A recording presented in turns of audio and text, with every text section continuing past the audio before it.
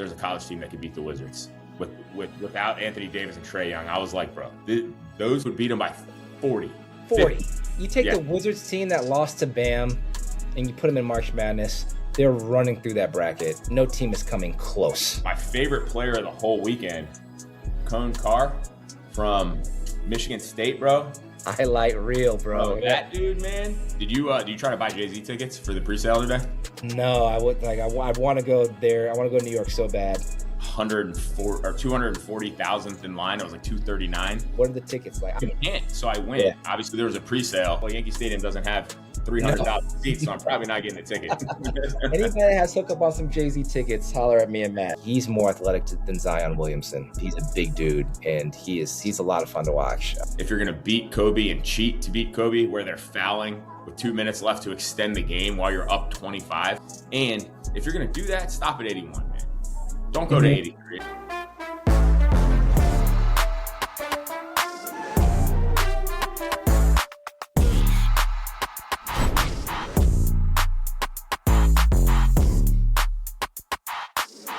Welcome back to the Can't Teach Taste podcast with your boys Matt Gannum and Todd Tomlinson.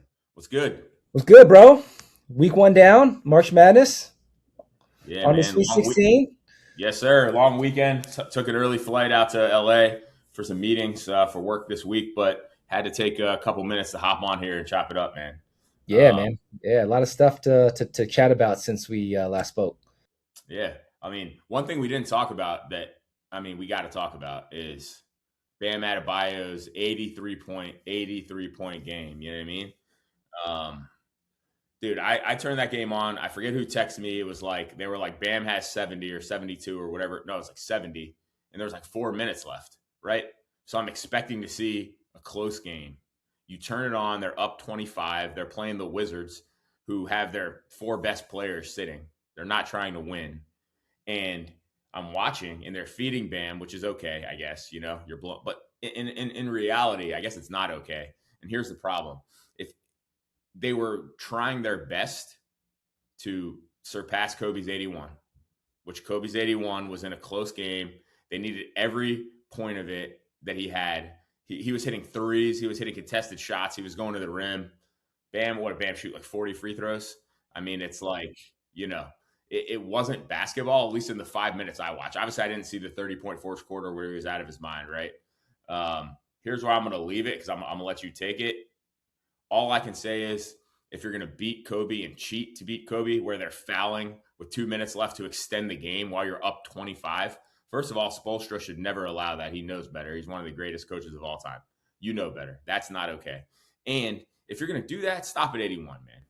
Don't go to 83. Shit, why'd you take him out with a minute and a half left? Why not go to 90 or 100 or 110 or whatever?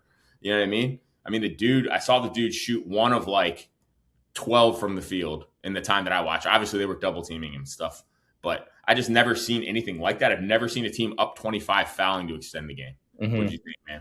Yeah, I remember you texted me, and you're like, I think all you texted me was look at Bam's stat line.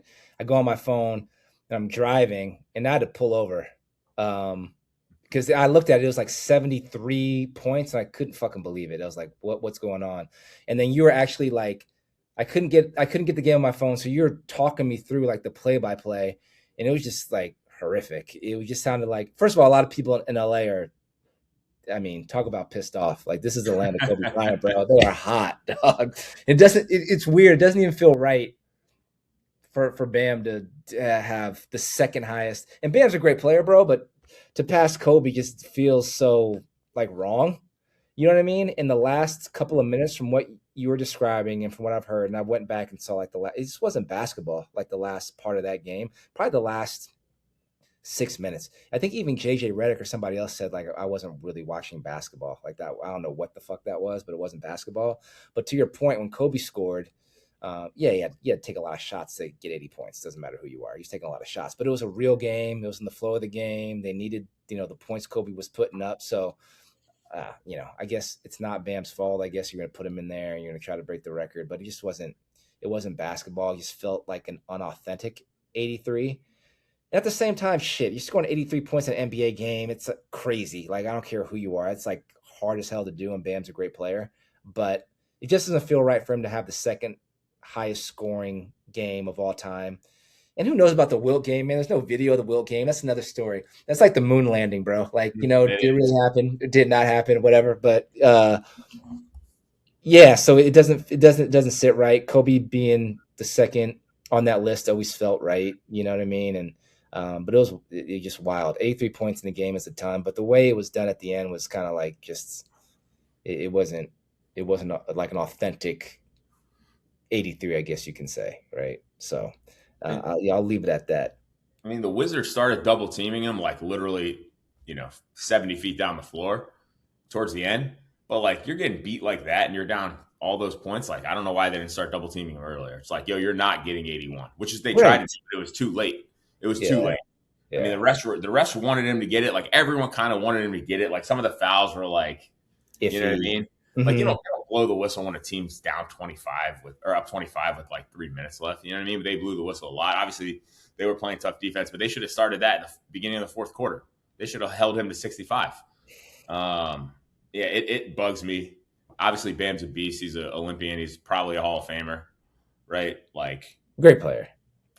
But I mean, also like don't pass Kobe like that. Look, if Steph or Bron or Luka or someone needs to score 90 points for their team to win, then score 90 points and beat Kobe. But don't do it when you're up 30. Like Klay Thompson had 60 through three quarters in the game where he had 37 points in the third quarter. I think he shot like 14 to 14.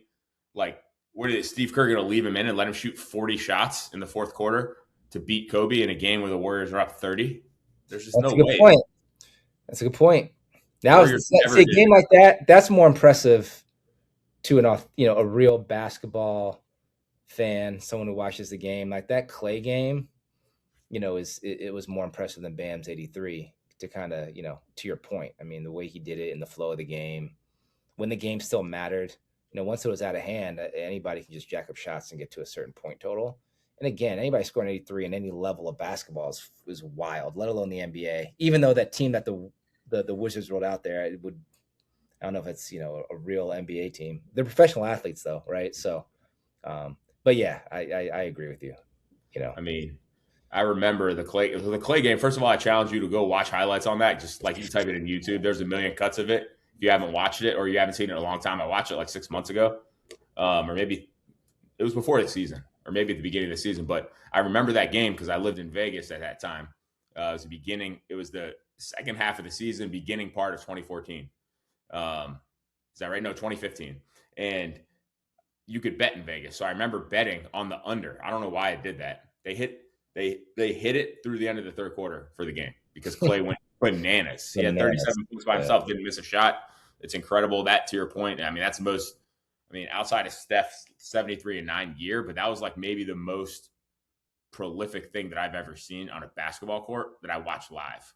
You know what I mean? Obviously, I've seen like highlights of Jordan's 63 in the playoffs against the Celtics when they needed it. Like that's when you need to get 80. Don't get 80 in that game. And also, as an aside, before we get into college basketball, I'm assuming that's where we spend most of the time today.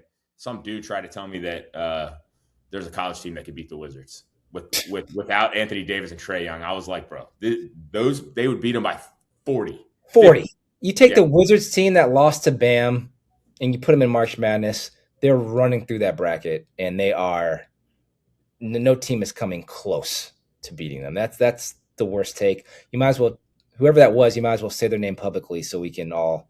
Some idiot where I was watching games, and I don't know who they were. I just overheard him, and I was like, him saying it, and I chimed in. I was like, you really have no idea. Zero. That's the craziest shit. No chance. Because all those guys on the Wizards, even the dudes that are being called up from maybe, G League teams or guys that they were the best players on their college basketball teams.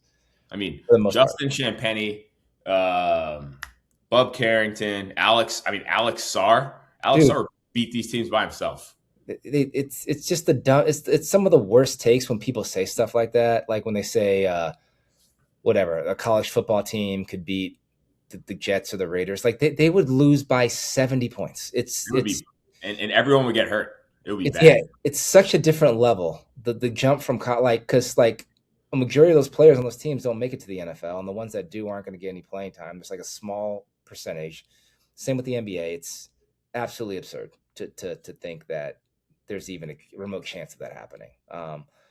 But yeah, and again, like if I'm looking at people like the Clay game, and the way that Clay does it, like as a shooter, not the most athletic guy, but just the precision and the skill that it takes to get the points in that way, like the way Steph gets them, to me is, and again, I'm a huge LeBron fan, but them scoring the way they score to me is more impressive and funner to watch than a Bam, who was hitting some threes during that game, obviously, but back to the basket, dunks, athletic type of plays to get buckets. But yeah, Bam in the record books. Put an asterisk by his name, maybe. 100%. Yeah. I don't even want to count it. We'll call that 75. And it's nothing against Bam again, bro. Like to score 83 in the game against anybody is wildly impressive. But yeah, the way it was done wasn't in an authentic way, to the game of basketball. I mean, Steph's my favorite player of all time in the NBA, and if Steph did that, I would say the same thing. He would never do that. Yeah. But at the same time, I would say the same thing. Steve Kerr wouldn't let him. I'm surprised Spoelstra let him. Here's something that we didn't talk about that I've talked to a lot of people about, actually, and it kind of goes back to what we were just talking about as a sort of a segue to college basketball. So there was a pod with Alex Caruso. I don't know if you saw it. I don't know who he was with. I didn't recognize him, I don't think. But they asked him if you took the worst 16 seed, so I think probably Howard. I forget who the other playing game was. Howard beat UMBC. I forget the other playing game, which, by the way, it's messed up if you're an 11 seed and you have to play a game to get in, right? You have an extra opportunity to get knocked out and you're not a 16 seed. It's crazy. Oh, dumb. Explain that to me. Dude, if you're going to give me a 15 or 16 seed and you tell me I got to play in, you can't give me an 11 seed and make me play a 6 seed after a playing game, dude. You know what I mean? I don't know. Pick the best 64 teams. Like the playing games are so weird to me. Like you're giving another, and thank God Texas made it. We'll talk about that later, but I agree. That's dumb. So on the pod, they said, if you could take how many players in the NBA could you take and put them on the worst team in the tournament where they would win the tournament? Just one player. So I was watching and they were like, these guys were like 10. Alex Caruso's sitting there and he's like, you can see him. And he goes 40. And he goes maybe 30 to 40. And then he ended at 29, I think. But like we were going through the list yesterday while we were watching. So you go to the Pistons. They have 2. Yes. You put Cade Cunningham on any team because you watch, like, obviously Acuff's a beast, but Acuff's 18 years old. Acuff was 28 years old and he ascended the same way he did. There's a million players in the NBA like that. Like 30 might be too low, honestly, because a real, like, which is, we're going to get into Darren Peterson. And this thing makes me think differently about Darren Peterson. But Celtics, you have at least 2, maybe 3. Yeah. That's 5. The Knicks, 2. Maybe one of the other guys, whether it's OG or Mikal Bridges. Yeah. Right? I mean, even if you put Cat, obviously on it, like as big as he is, an OG and like, yeah. I mean, OG would get 50 every game. Easily. Yes. Yeah. So you go to the Cavs, you got at least 2. Yes. Mitchell, James Harden, Mobley. Harden would score. 3. Harden would score 100 points in one of those games. Yeah, 3. You have Mitchell, Mobley, and Harden. And then you go to the Raptors, right? Yeah. Scotty Barnes, Scotty, no problem. No problem. Yeah. Brandon Ingram? Mm-hmm. What would Brandon Ingram do in that St. John's game? Score 100. Average, right? Yeah. I mean, there's almost no point to run this exercise because it's more than 30 or 29 or whatever Alex Caruso said. He was probably just trying to be nice. Right. But to the point is the NBA is so much more skilled. So when the dude said that, I wanted to be like, yo, like, how many players could you put on Howard that would blow these teams out? Because it only takes 1. And dude, Arkansas plays 6 guys. Like you could just play the dudes the whole time because Luka or Bron or whoever, they play 40 minutes every night. JJ doesn't run a deep rotation. That's how many minutes are in the game. Right. So they're going to play the whole game. Right. Like some teams like the Warriors, they're going to play 10 no matter what. Steph's going to play is like low 30 minutes. He's never going to play like 39 minutes unless it's like close to playoff time or playoffs. So I don't even want to go through the rest of these because the Wizards have 3 players. Trae Young will score 80 points on them. Mm-hmm. You know what I mean? It's like it's a crazy thing to say because there might be 50 or 60 players. And it's honestly. not even that crazy because you think about what one great player does in college basketball. Like, look at the run that Steph had at Davidson as like, a great player. He carried that team to an Elite Eight and was one shot away from making the Final Four. Or what Dwayne Wade did at Marquette, going to the Final Four. And this is when they were in college, not even when they were, it's not like we took them out of the Now they were NBA. 28 years old, But they're just really, really good players in college, and we're able to carry teams, to almost to the finish line. Gordon Hayward, and you know what I mean. Dude, You the look at best guys one, like Kemba that. Walker, man. Kemba Walker. Yeah, right. And and you look at those teams, like no other players on those teams for the most part made the NBA. Like maybe Sheldon Mack and like some other people when they were when Yeah, I we were don't think Butler and UConn really had anyone else. Like that was a team that wasn't even Davidson. supposed to. UConn that year wasn't going to make the Big East tournament. I mean, the NCAA tournament. They were Right. not. If they would have Right. won 4 games, because that was back when you had 2 games before like the top seeds play. Like there's like buys, so like all the teams like they had to beat all the good teams to get in. And if they would have lost after 4 wins in a row, they wouldn't even have got in. So It's anyway, you look at this list. I mean, you go down and down, and I'm just looking at it, and then you take like OKC. There might be 4. There might be 4. yeah, I yeah. mean, what if you put Wemby or De'Aaron Fox? Oh my gosh, or Castle. Castle, or yeah, dude, it's crazy. Yeah, I mean, I agree. It's bad. So anyway, enough belaboring that point, but I think it could be an exercise that we should run one time, go through everyone. Yeah, that'd be fun. Um, I agree. yeah, I like that one. So I don't know what let's run through some of your big takeaways from the weekend before we start talking about next weekend, and I got a few as well. Yeah, I mean, it was. I mean, some of the games were a lot of fun to watch. I guess if I'm looking at the games I enjoyed the most this weekend, I think that the best one to me was that Nebraska Vanderbilt game, which was the energy and the environment there was crazy. And Nebraska traveled so well, and that was back and forth. And you got Tyler Tanner, who was one of the players that really impressed me when I'm looking at the first weekend, like guys that stood out. And obviously he's not moving on, but man, he's a dog. Defensively, like the on-ball defense, his shot making. Only a sophomore, will be interested to see what he's doing. But that game was so back and forth. Great shot making at the end, and then he has the ball and he heaves that half court shot, and that ball was literally like in the rim. That would have been one of the most That was crazy, one of the most historic. We go shots. Backboard rim. What to go rim? Yeah, rim backboard rim out. Half the ball was in the hoop, man, and that would have been one of the most historic shots of all time. You got to feel for him. He's that close to being like this folk hero, literally. But man, that game was great. Yesterday, that the St. John's, Kansas, as bad as the shooting was, just the back and forth. The shooting was brutal, but the back and forth, and just taking body blows, and just the high level strategic defense coaching that was going on in that game between Rick Pitino and Bill Self, and that last shot by Dylan Darling. Who was terrible all game. My dad was like yelling at the TV, screaming, and then he finally saves the day. But that was a great game to watch. You go to the Sweet 16. There's some good games. One thing I will say is that Arizona looked good. Braden Burries is looking like him. That they're deep in a lot of different ways. I love the way Arizona played. But Duke, on the other hand, hasn't looked great. They looked better in the second game. First game looked bad. First half of the second game looked bad. But I'm concerned about them not having Caleb Foster. That's a big loss, man. They need his ball handling bad, but Big time. But yeah, man. What about you? What games, what teams stuck out? What players maybe? Obviously, we get into Acuff, who is exactly who he said he was. But Acuff, man. Well, here's what I'll say. First thing, disappointed a little bit. I think U of A looked beatable yesterday, and against whoever they were playing. Was it Utah State, right? They looked beatable. There was a time in that game where if Utah State was a little better, it would have been dicey. I will say Jaden Bradley's the veteran presence. He's not the best player on the team, but played the best.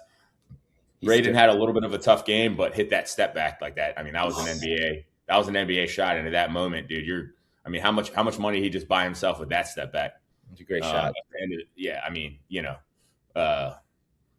one of the Suns players' dads, we talked about it before, said, lives are changed during this month. And Mm-hmm. his son's life was changed immensely. And Braden Burries has changed. One thing we'll see about Koa, he's a double-double machine, but it's like he's a silent assassin, man. Like he's, 6'8" or 6'9". He can pass the ball. He sees the court. He has like he can give you some LeBron vibes, like out of the post. Like he sees everything, like Jokic or LeBron. He's working on his shot, I think, but he finishes well around the rim. I think we'll see him become more aggressive because they need him to get more in 14. And he only took like 6 shots or something. Like he's going to need to be a little more aggressive. I think so. That bugged me yesterday. Although, I mean, they won by 12, but I mean, it was single digits for a long part of that second half. To your point, Acuff is that dude. And what I'll say is what it makes me realize, and when we talked about it, what players you could put on a team for them to win, Darren Peterson is not one of them. And maybe he will be. I'm not drafting that dude in the top 3. I'm not either. And I loved him. At the beginning of the year. But yeah, I've soured on him a lot. I mean, that game was close, right? And all you need is one more play. He didn't do it. Mm-hmm. St. John's, dude, and plus St. John's, I mean, they did make a comeback. St. John's was up like 10 or 12 or something for a lot of the second half. I mean, St. John's thought 36% from the field, 31% from 3, and 54% from the free throw line, and you lose. And you're supposed to be the best player in the country. Yeah. You think Acuff's losing that game? No chance. Arkansas busts that ass because he had 36 and he's shooting. He's averaging a little over 30 points in his last 5 knockout games. He's shooting like 49% from 3, over 50%, I'm pretty sure, from the field. He's been efficient. So, I mean, he's just a dog. And dude, if U of A plays the way that they did against Arkansas next week or this week, I don't know, man. That could be one. Like, tough. That's tough. I mean, Utah State, and I think every team that wins the title at some point gets tested a little bit from a team that they're better than. I think it'll help. And Utah State, is a solid team. Arizona's better. But Arkansas's got some young dogs, man. Athletes, and Acuff is like, he's the X factor. And you even saw with DeBanza. They lost in the first round, but DeBanza had like 34. You know what I mean? So I think those two guys, and I've even soured a little bit on Boozer. He's a good player, but he doesn't like do anything, great. He looks he's not aggressive enough, man. No, it's like he's not taking. Yeah, he's not taking shots that are there. He's getting the ball in the high post around the free throw line and wide open and isn't taking it.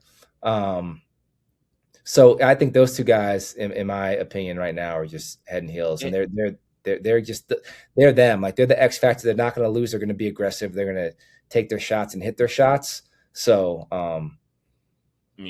like High Point was shooting the hell out the ball, and maybe Acuff shoots 40% in that game and they lose. But he's not shooting 10 shots in a game that they lose. He's going to go out there and leave it out there, man. Empty the clip. Yeah, you got to. And Boozer, man, like you got to be more aggressive. Your second best player, or maybe not your best player, but your second best player, maybe your best player is out. Like you got to change. You can't, going into it that's part of it. And you shoot 7 out of 10 or whatever he shot, which is great. But like, dude, you're going to need more than that, especially coming up, man. Like, yep. You know what I mean? It's going to be tough for him. And St. John's, they can't shoot that bad again. They just can't. I mean, they're not a great shooting team. But they won't shoot that bad. They won't shoot that bad. But that's one of the better defensive teams I've seen in a long time. Like Patino is, he coaches those guys up. Like they're turning Kansas over left and right. Kansas couldn't get the ball in bounds. Their defense is just like suffocating. So they got a bunch of guys who are athletic, tough. They move, they guard the ball so well. It creates a lot of issues. That's why I think it'll be interesting against Duke because they only have one real ball handler, I'd say, in Caden Boozer, who barely is okay. Yeah, when they press them, they were a turnover factory, man. And if you think about it, you have Darren Peterson who shoots 5 out of 15 from the floor. The dude has no assists and 3 turnovers. It's just like, I don't know, man. It's almost like, I don't want to say he doesn't care because that's not fair to him, right? But like, it speaks to him trying to pull himself out of games when they're winning and stuff. Like, it's just, I don't know, man. Something's off there. Something's off there. He made red flags, which sucks because he's a talented dude. But yeah, I want to talk about Iowa State, but my favorite player of the whole weekend, Cone Carr from Michigan State, bro. Highlight reel, bro. That dude, man. Like right when I turned the game on, he came down with that lefty, like where he got up, and then he's hitting threes, blocking, he's sending shots into fifth row. I mean, he's making his free throws. I mean, he's a big boy too, man. That was probably my favorite player I watched this weekend besides Acuff, and I didn't know who he was. Candidly, I hadn't watched a Michigan State game this year. I watched more college basketball, by the way, in the last like 2 weeks than I have in forever. But that dude, I mean, he's a little old. I think he's like 20. I looked it up. I can't remember, but which is crazy. That's old to us now. Yeah. Well, he's not 18. He's not a rookie. He's not a freshman, right? He's a beast. He is something. And I think a couple weeks ago I sent you like a couple highlights of him. Like, this guy goes in the NBA dunk contest, like he's gonna win. I think his vertical is like close to 50. He is just I've never seen anything like it at the college level. Like, the closest would be Zion, but I think he's more, because Zion was a big dude with like, ridiculous athleticism. Like, he's more athletic than Zion Williamson. And he's a big dude, and he's a lot of fun to watch. When he gets in the open court, it's a watch out. I would just like get out the way.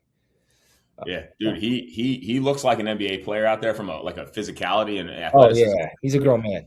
Which is why like you can add these NBA players to these college teams, because there's nobody else like that. And if he could shoot it anywhere near 40% from the three, he's gonna be nasty in the NBA because he's super athletic. It's effort, defense is effort. He's gonna get rebounds. He's gonna dunk on people. I'll also say Tamin Lipsey from Iowa State, man. Number 3, dude, he was cooking him. He's playing that dude's nasty. Obviously, like he's smaller, not like athletic like Carr, like we're talking about. But I mean, that dude's got to find a home in the NBA somewhere, because I mean, that dude's smooth with it. Step back, go to the rim, finishes around both hands. Like, he was smooth with it, and like he was efficient.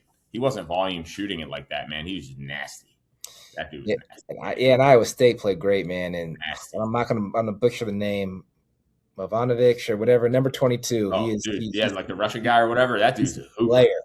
He's a player. So, and Iowa State doesn't have one of their best players, but they impressed me. They played great yesterday. They're coming out of that bracket, man. I mean, I picked them, and I only did 2 brackets, obviously, one of which we talked about, where it's in a group in Arizona where 10 out of the 12 guys picked U of A, and half of them went there. Some of them played there, right? So, like, I had to pick somebody else. I picked Duke, which I'm sick over.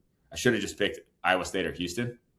But, here we are. Houston looked great. Iowa State, maybe they won't beat Michigan, but, I mean, Houston has to come out of that bracket with Florida being gone. They would beat Florida anyways. But, is there anything else? I had a couple more notes. Let's see. Florida stinks. I don't think there's any reason. That was ridiculous.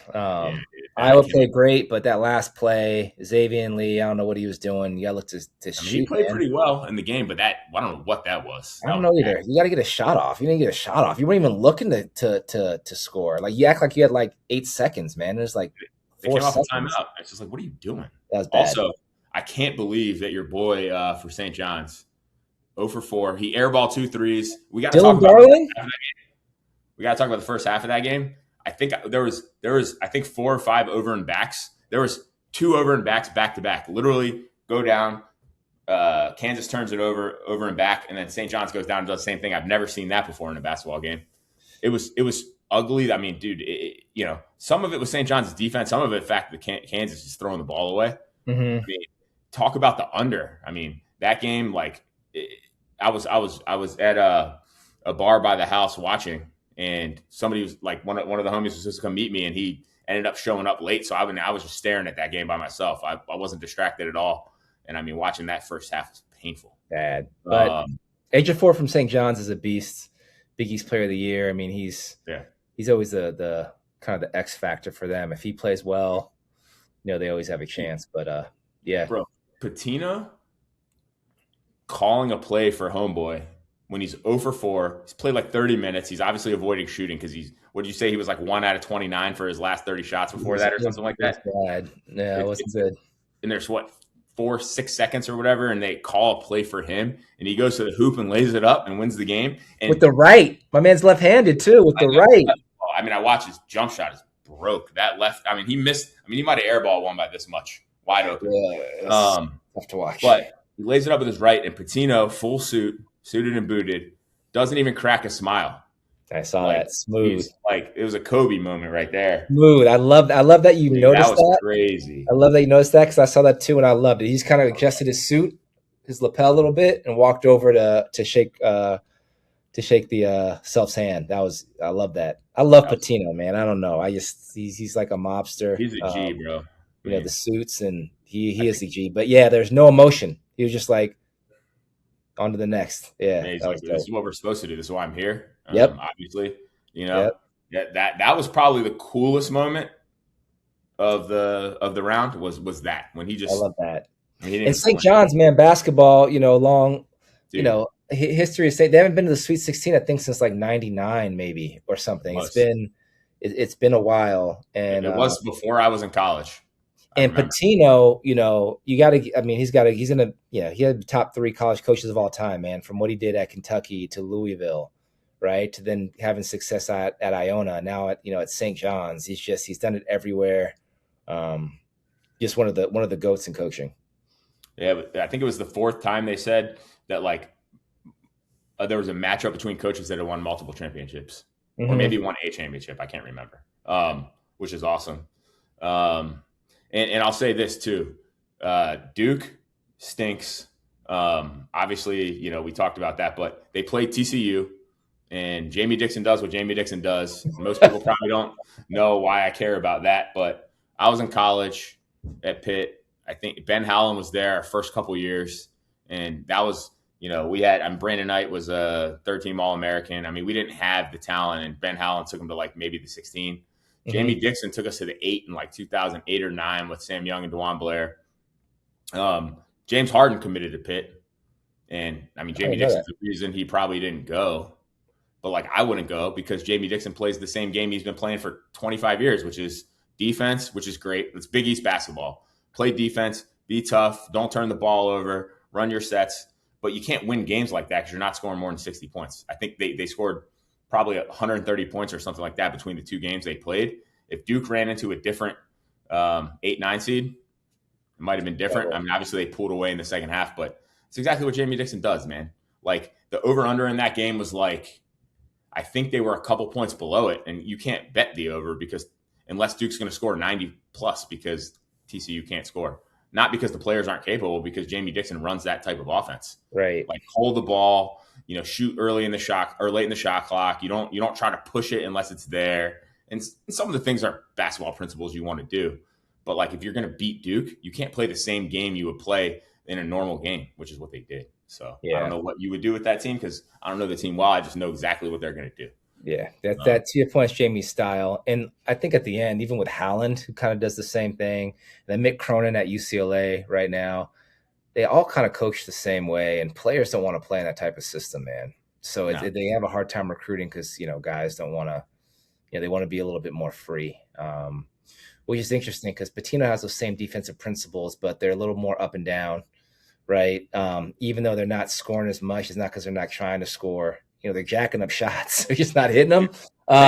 Shooting like Klay Thompson on a night where he hadn't missed all night. They just kept shooting. Yeah, they have the defensive principles as the other coaches, but he lets them play a little bit more freely offensively. Howland never won at UCLA, right? And he had some of the most talented teams, man. Final fours. Yeah. If you look at the teams that he had, man, with the Russell Westbrook and Darren Collison and the Kevin Loves and you go on and Aaron Afalo, all these players. Yeah, dude, those... they made a couple of runs, but they never won. And even I think Zach LaVine was under Howland too. If you look at a lot of these players, and I don't know who Drew Holiday played under, it might have been him too. These players are better in the NBA than they were in college because which is weird. They're able to play freely. And he kind of held him back. So yeah, had success, but never won it all. So it's interesting, but yeah, Jamie Dixon has always been that coach. He'll just win you. He'll get you to the tournament as 10 seed, maybe win a game. But Jamie had some 1 seed teams, man. I think we might have been a 1 seed when we lost to Scotty Reynolds' floater against Villanova. The game's changed so much. You know what I mean? Because back then, that type of style, everybody's running sets and they're slowing the ball up, and it was kind of the way you played. now the game has changed, and Jamie Dixon hasn't changed his philosophies. It's just he is I who he mean, is, which is it was fine. 62-59 every game in the So beginning. now, fuck. If you look, even since like whatever 2000 or since Mm-hmm. 2005 when I was playing, like, and it's crazy. Like Steph and these other guys have really changed the game of basketball. It's wild, but revolutionized it. So now it's up and down, shooting, scoring, and so some of these coaches they're stuck in their ways, man. But it works. It'll win you games, but you got to be able to adapt a little bit. It's a way to win games over time, but it's not going to be. You're not beating dynamic teams in the tournament like that, man. Right. Sadly. Right. Agreed. So I don't know if you want to hop into the Sweet 16 first game, San Jose, California, Texas, Purdue. You got Purdue -7.5. Fletcher Lawyer obviously is hooping.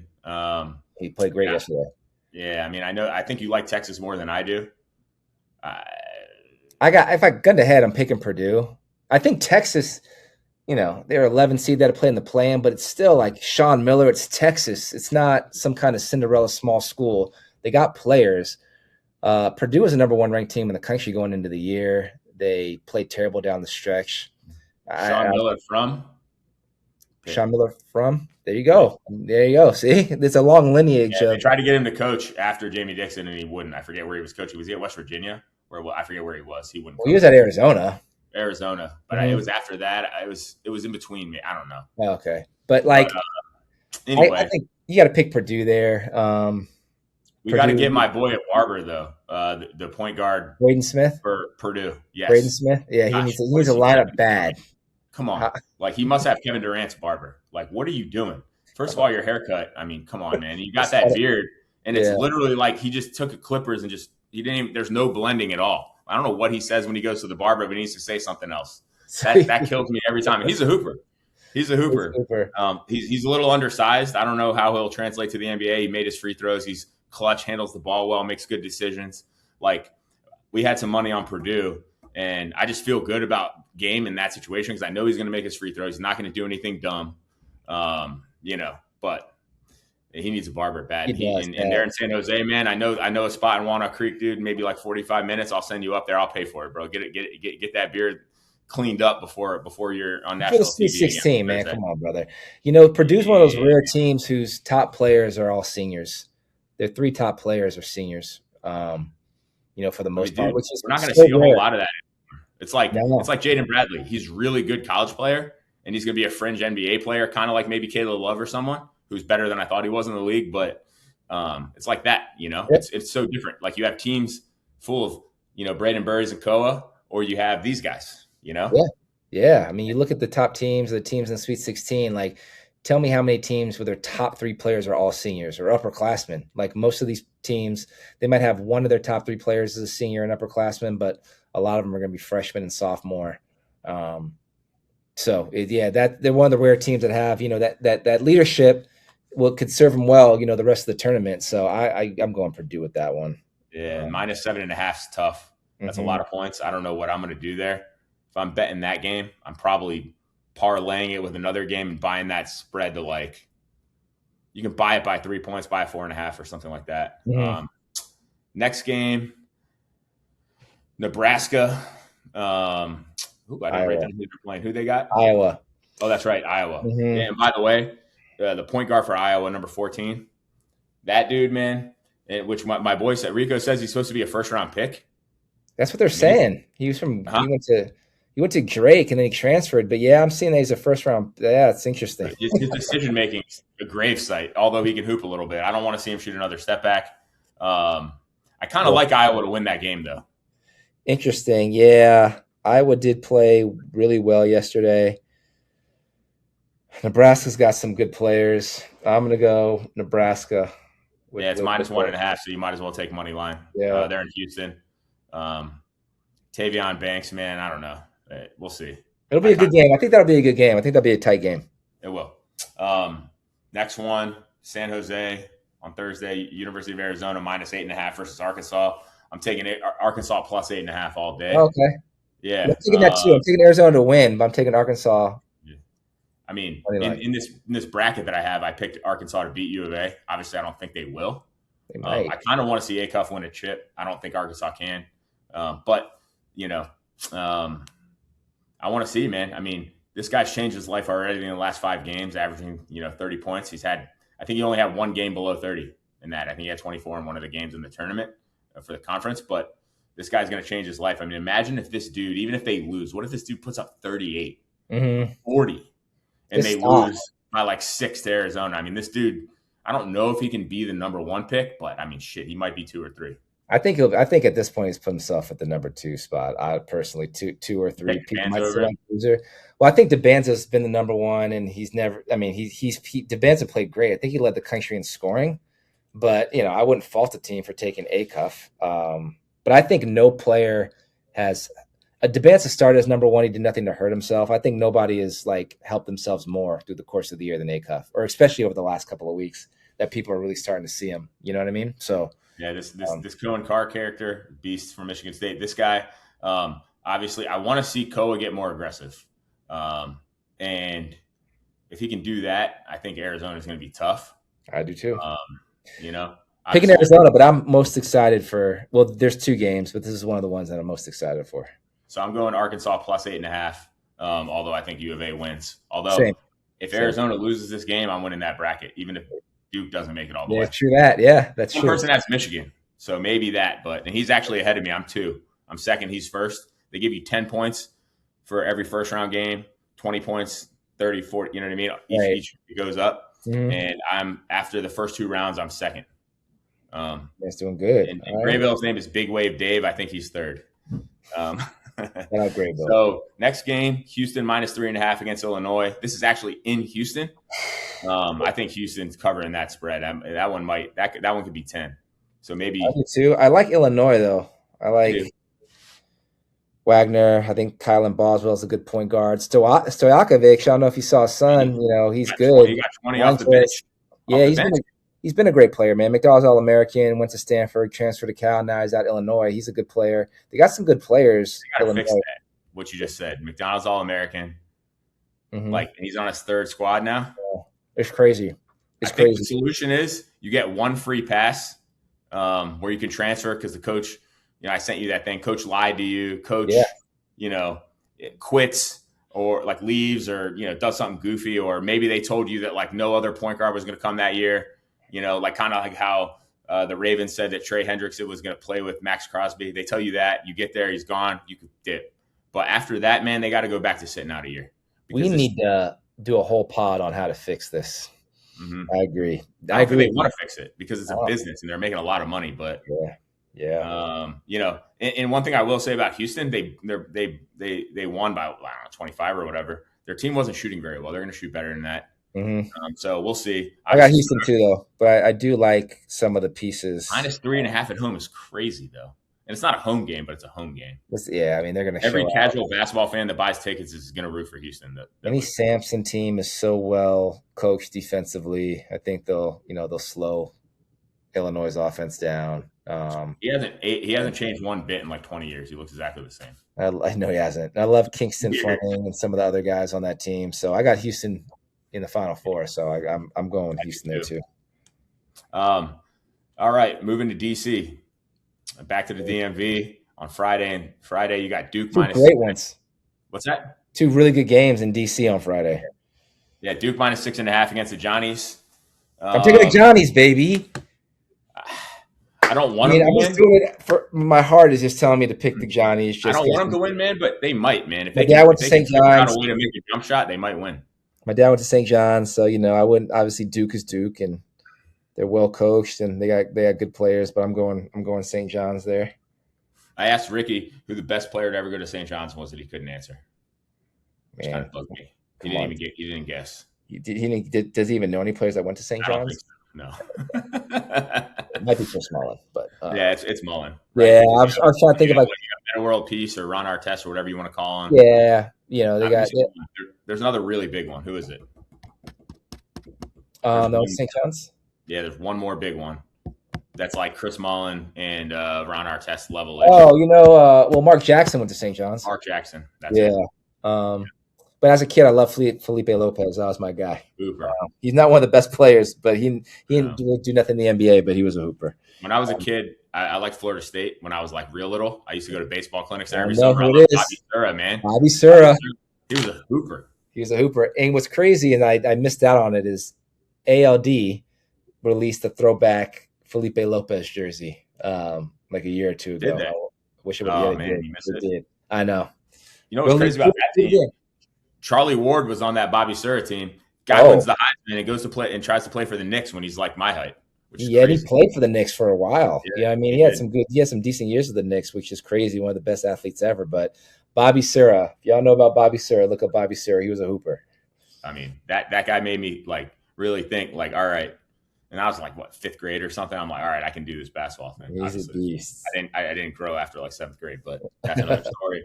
What I will say about Duke, -6.5 against the Johnnies, is both teams need to play better, or else one of them. I mean, it doesn't matter if they play each other or they played anyone else. They play like that, they're losing against a decent team. This is the first decent team that Duke's really played, so TCU doesn't count. So, they don't play better. Johnnies are sending them home, and they might send them home anyways. It'll be a good game. I'm excited. That's the second game I was excited for. Is that Arizona, Arkansas, then St. John's. I'm excited for all of them, but those are the two that I'm really looking forward to. St. John's. Yeah, Arizona, Arkansas is crazy. Alabama, Michigan. Michigan -9.5. That's a lot, and that was Rico's lock of the day yesterday. I went, pretty decent bet on that. And they blew the doors off of him from the jump. I can't believe it, man. I didn't believe him. I almost didn't do it. They looked just like okay in the first round, and again, they're missing Aiden Holloway, right? The fucking Pablo Escobar over there, moving however much he's doing, but like a dummy. He's their second best offensive player, but Alabama, it wasn't even close, dude. From the jump, they blew Texas Tech out of the water. Sorry, Sean Burns, but they got blown out. So, that was tough. That's a tough game. I know you don't love Michigan. I watched them. That Purdue game like ruined me. That was I couldn't believe how Purdue did like that, man. I mean, Michigan like 9.5, man. I'm not taking a team. Alabama just won like that. I mean, maybe you take Alabama plus 9.5. I got Michigan winning. I would love Michigan to lose, but they probably don't. Maybe I'm taking Michigan, but I'm taking Alabama to cover that. Yeah, I don't like 9.5, man. Especially, literally they just played like that against Purdue like a week ago. UConn -2.5 versus Michigan State. I'm going to take Michigan State money line. I'm not even taking the 2.5. Don't need it. I want to see Cone Carr just cook. Obviously, UConn has. What is it? I don't want to butcher his name. Alex. I want to call him Caravan, but it's Caravan, whatever. Yeah. He's a hooper. He's a hooper. I mean, UCLA is whack anyways, so UConn wins, whatever. I like Cone Carr. I mean, I like Cone Carr. I like Fears too. I think Fears is. Fears. I like Michigan State. I mean, that's. Who else do you want with the ball? The dude shoots 90% from the free throw line. He doesn't do anything dumb. He's like slow and smooth with it in crunch time. I mean. And UConn needs solo ball. That's what you want, man. There's not 90% free throw shooters in college. That's what you want, man. Exactly. Yeah. And UConn needs solo ball to play well.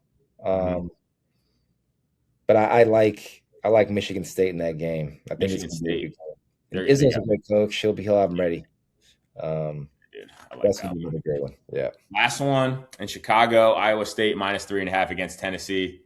I was trying to figure out if Joshua Jefferson's coming back. There's this video that some guy made that I was trying to watch, but you had to I don't know, it's on some website. Like it was through the news and you had to sign up. So I didn't do it. Couldn't find anything. Obviously I found a couple doctors that put on Twitter or X or whatever, like, hey, this isn't serious. This is when he rolled his ankle. Obviously his x-ray was negative. They were like, it's not that bad. He's got a shot at the Sweet 16, but that was obviously right when it happened. They said it always looks worse than it is. Right. So I don't know if he's going to play or not. I don't know. They probably don't need him to beat Tennessee. They're going to need him soon, though. I agree. I got Iowa State winning that game, even without him. But if they have him and he's effective at all, it's even more of a reason to pick him. Tennessee looked all right yesterday. Virginia had chances to win that game. Rick Barnes, good coach, always been a pretty good coach, but I like Iowa State, man. I think it's kind of their year to make a little bit of a run, honestly. I think they're going to beat Michigan. We'll see. They're nasty. I like it, man. And we get another 4 days of basketball. These games Thursday, Friday, then we head into the Elite Eight on Saturday, Sunday, and Yeah. we I got kind of wanted to go out to DC for the final for the Sweet 16. A bunch of my buddies are going, but I got a birthday party I got to go to, like a 40th birthday in Vegas. So here. Those ticket prices are crazy, dude. Yeah, I mean, I don't crazy. know if But that would have been fun. That's fun, like to go and watch a couple of games. how bad are the tickets? I heard on the radio something about $700. Jeez, dude, did you try to buy Jay-Z tickets for the pre-sale today?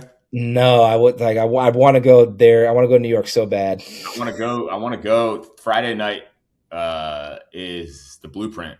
Yeah, that's what I was gonna say. Reasonable. I mean, I go to either. I'd rather go to the Blueprint than Reasonable Doubt because Blueprint's my favorite album. But what are the tickets like? I didn't even. I was like, dude, you can't. So I went. Yeah. Obviously, there was a pre-sale before, and I think it goes on sale tomorrow. Today was like you get a waiting room. I get in the wait. I didn't even realize that it was going on sale today. I was on a flight, and I just go to Ticketmaster, open it up, like try to click on it to see what they cost, and it put me in a waiting room. So you wait like 15 minutes, and then like the sale started, and I was 104 or 240,000th in line. I was like 239 people ahead of me, and I'm like, well, Yankee Stadium doesn't have 300,000 seats, so I'm probably not getting a ticket. Anybody that has hook up on some Jay-Z tickets, holler at me and Matt. So I'm gonna try to look at them when they go up resale. I mean, I'm sure they'll be absurd. Obviously, they'll be absurd, but that's what I was going to do. When was the last time Jay-Z performed? I've never seen like, oh, Jay-Z. Like, I mean, dude, since we were kids, like probably in college. And the classic, one of my favorite albums of all time. Like I want to try to go to that. So I was planning on looking at the tickets when they hit the resale market. I'm trying to go to, man. All the bots and the waiting rooms and everything. I can never have success with that for anything ever, whether it's sneakers or whatever. So I'm jaded. So I don't even waste my time, and I just see if I'm willing to pay the resale value on all that stuff. And you got to ask. Rico said he used to have a bot to get sneakers. Come on, Rico! Damn, bro. He's like, you need a bot, and I'm like, how do you get a bot? You need a programmer to make one. I'm like, how do you? I don't know how to. That's crazy. I couldn't tell you the first thing about how. I know what a bot is. I couldn't tell you how to get one or how they work. How does the bot go to Ticketmaster and get in the beginning of the line and buy you the tickets you want? I don't know. Yeah, but I'm sure with some AI way, there's got to be a way to do it. It has to be. Rico, hit me up, bro. I need that. You can't get anything on sneakers apparently without a bot either. So no chance. I stopped trying. And you know what bothers me about that shit? When you click and you buy a pair of shoes that's in stock, it goes, got them. I'm like, bro, nobody wanted these. That's why I can get them. What do you mean? They're in stock. Of course I got them, bro. I know. Dude, I don't know. I've never gotten a got them on some sneakers that were in high demand. And, I hopped on. The first time I thought I got one, it was a pair of ones. I forget which one it was. It was like 3 years ago. And then, like, you look like a week later and they're still there. And I'm like, damn it. Yeah.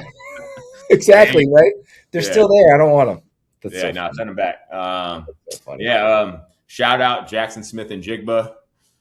4 years, what is it? 168.6, over 40 million a year, which is crazy work. He's earning damn near a sixth of the salary cap. 50 million to six. He's got 42. Yeah, shout out Jackson Smith.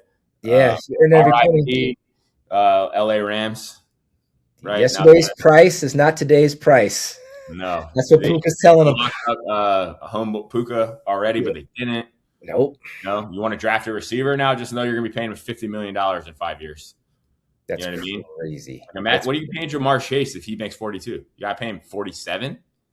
And receivers always want to be the highest paid, but yeah, yesterday's price is not today's price. And Puka Nacua is looking at that, and he's like, "Hell yeah!" He's like, "Let's go, let's go." He's more happy than Jackson Smith right now. Hell yeah, he's about to get paid. There's no way he would have got that if it wasn't for this. Like, and now he's got to be up in that range.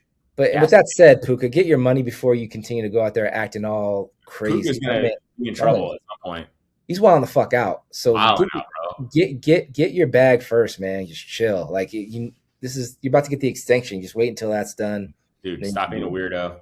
Tell your brother to stop stealing cars. Straight up. Put your shit together, bro. Like you need to treat Jackson Mahomes and say just go away. Didn't you tell me that there's going to be a documentary about Puka one day, or is that somebody else? I believe there's going to be a 30 for 30 on whatever that dude's up to. There you go. That was you. So Matt thinks it's illegal, and he's not killing anyone. Like, he's not doing that, but he's up to something. He's up to something. I mean, how is his brother, whether it's true or not, stealing a Lakers player from the G League's car? Like, what is happening that he's in that situation where they would think he's doing that? And Puka and him are, so hopefully he doesn't, because I love Puka. He's a beast. When I had him his rookie year in fantasy. It was actually, I made the playoffs that year. I lost the first week by the most amount of points. And I hit up Jim and I was like, Jim, who do I pick up? And he's like, Puka Nakua. I'm like, who is that? Damn, He's Jim. like, pick that dude up. And he went bananas the whole year. Good call, Jim. Yep. He was the number one waiver priority guy. And I think I scored like 79 points or something. It was the worst week I had, and Puka carried me to the playoffs. So shout out Jackson Smith, shout out Puka. The money in the NFL is crazy. Obviously they have a set salary cap, so it can't go completely wild, but it was crazy. One other thing we didn't talk about, even though we're kind of running behind, well, not behind, but it's a long one. That's okay. Is the Jack Harlow album. One of the worst albums I've ever heard. I don't think we talked about it. I cannot believe that anyone believes these streams. I mean, my wife listens to it. Like, I literally walk in, she's like doing her makeup. I'm like, what are you doing? Like, turn that off. Like, it's not it. You're not D'Angelo. You're not, you're not any of these people. Like, you're not Keith Sweat. You're not any of these people. You can't really sing, man. And it's like, you can actually rap. I know. And then obviously I'm not going to comment too much, but like, don't say you got blacker making this album. Like, that's what he said. He said that. They asked him about it in an interview, and he's like, yeah, I feel like I got blacker during this. That's funny. I know he got to be messing around. And literally, like, the dude that was asking him was like, hey, most white artists, like, they'll sort of revert back to something that's more acceptable, obviously, because they were talking about I don't know if you want to call it a jazz or a soul album or whatever you want to call it. Yeah, that right. And so he was like, no, I leaned into it and I got blacker and I really enjoy black music, which is great. So do I. But it's just a weird thing to say, maybe more than anything else. And Gina was trying to explain jazz to me and saying, because like she wanted me to go to this jazz thing that's by our house. They do it like once a week.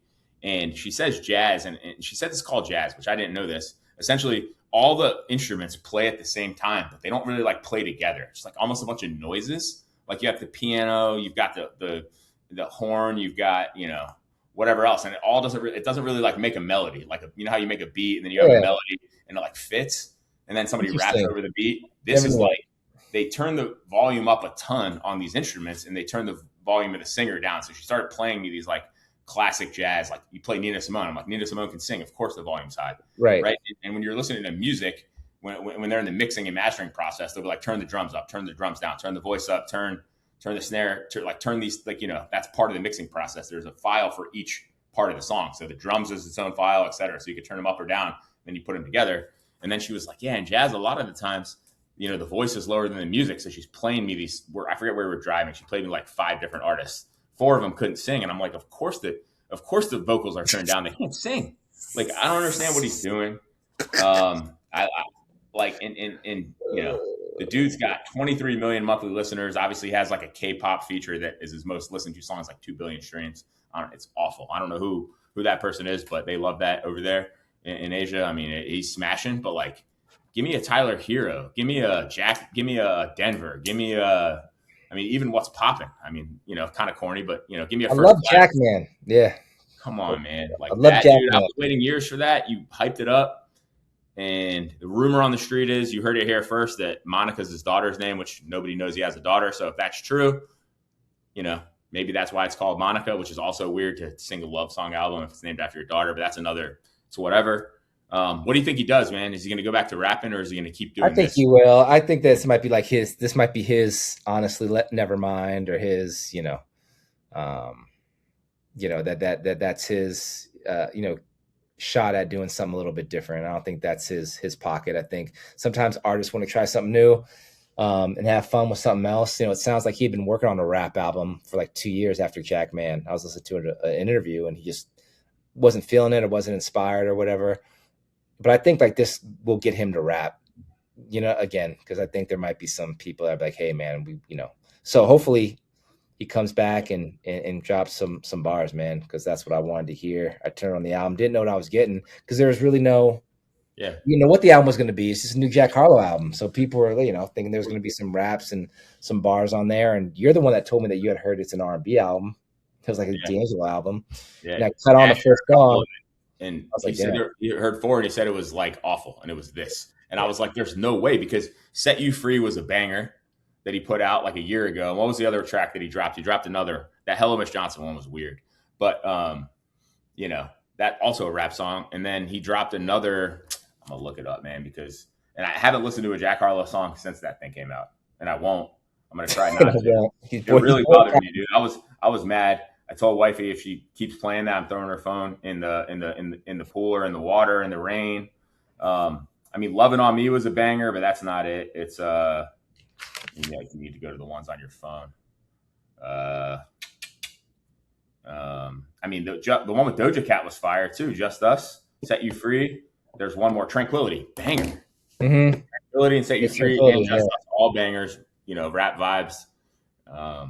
Maybe he'll go back to it, man. But maybe I don't know if his audience is generally like younger females for the most part. Like when you go to like Spotify, if you have a Spotify for artists, it'll tell you, like, it'll give you a pie chart of demographic, age group. It'll give you the pie chart of where they're from. You can look at, you know, sex or sexual orientation. You can see all that. I'm assuming his is mostly younger females. I don't know if they're into that vibe, man. That's like an older generation music. Like there's not a lot, so maybe they're trying to bring it back, man. But wait on Iceman. Give me Iceman, Drake. We need it. We need to make rap great again. We're waiting on bars from somebody, so I think Drake's the only one that can save us. But at least we got The Baby, because that album's crazy. Yeah, it's an underrated album. Underrated album. And we talk about this every time, man. We gotta do a pod based around, you know, music so far this year and what we're listening to and all that good stuff. So that might be next. What's wrong with music is it doesn't cost you anything. You don't have to wait in line for it. Like, you don't anticipate it. You don't like put it in your car and then just have to listen to it over and over again because you just pay $20 for it. Like Jack Harlow's, I literally downloaded it. I skipped through every song to like 30 seconds, 60 seconds.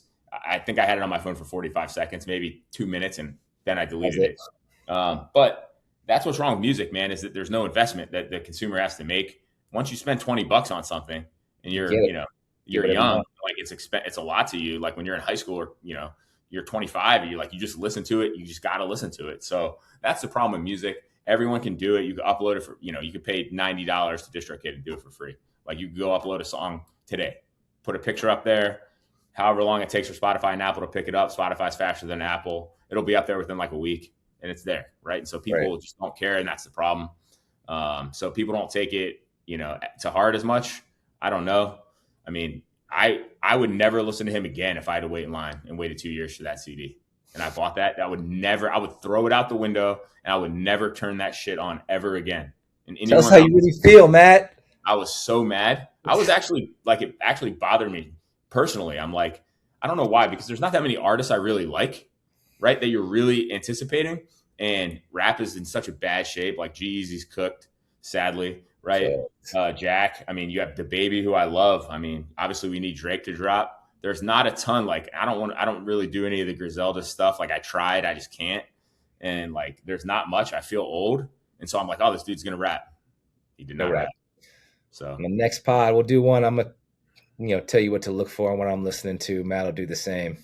I can go for an hour right now on this. So I'm going to let that go. Yeah. We're going to do a whole pod on it. Let's just do that. Let's do a whole pod on it. Cause I got some thoughts too, but maybe the next one. I wanted to do an emergency pod when that came out, but it wasn't important enough. I was so mad. Next week, if we could have got my reaction that day, it would. I don't know if we'd be kicked off the air or we would have, so 5 million subscriptions. We did pass 3,000 though. I meant to mention that a week or two ago. We're over 3,000 subscribers, so appreciate y'all. Love you guys. Yeah, love it. Man. Thank you. Give us some feedback. Let us know what you want to do. Hopefully, our boy Adam will be on soon, and hopefully 2 weeks. He's scared. He is scared. I don't know why there's balloons. Happy birthday. I don't know why that happened, but there's balloons. Anyways, I think that's a sign that we've been on here too long, man. Yes, sir. There's one thing you cannot do. Y'all know what it is. You can't teach taste. Brother, peace.